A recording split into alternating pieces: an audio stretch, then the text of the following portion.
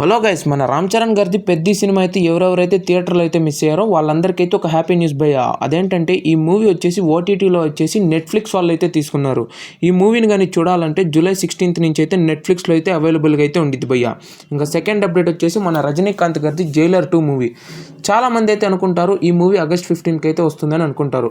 ఇది తప్పు భయ్య. ఈ మూవీ కూడా పోస్ట్ పోన్ అయిపోద్ది.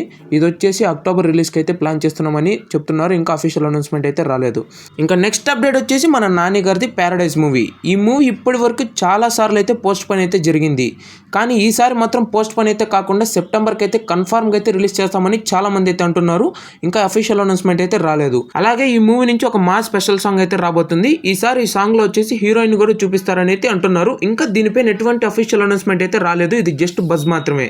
ఇంకా నెక్స్ట్ మూవీ అప్డేట్ వచ్చేసి మన సమంత గారిది మా ఇంటి బంగారం మూవీ. ఈ మూవీ సక్సెస్ బ్లాక్ బస్టర్ కావడంతో సక్సెస్ ఈవెంట్ లో సమంత గారి హస్బెండ్ వచ్చేసి ఈ మూవీకి సీక్వెల్ కూడా రాబోతుందని అయితే ఆయన క్లారిటీ అయితే ఇచ్చేసారు భయ్య. ఇంకా నెక్స్ట్ అప్డేట్ వచ్చేసి మన వారణాసి మూవీ. రీసెంట్ గా ఎస్ఎస్ రాజమౌళి గారు కన్ఫర్మ్ అయితే చేశారు. అదేంటంటే ఈ మూవీలో ఆల్మోస్ట్ ఆల్ యాక్షన్ సీక్వెన్సెస్ అయితే చాలా అంటే చాలా కంప్లీట్ అయితే అయిపోయినాయి అంటున్నారు. ఇంకా రిమైనింగ్ కొంత మాత్రమే ఉందంట షూటింగ్ వచ్చేసి. ఆల్మోస్ట్ ఆల్ ఈ షూట్ ను కూడా వీళ్ళు సెప్టెంబర్ లేదా అక్టోబర్కి అయితే కంప్లీట్ చేసుకుంటారంట.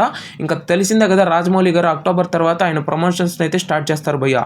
ఇది ఈ రోజు వీడియో. నచ్చితే లైక్ చేయండి.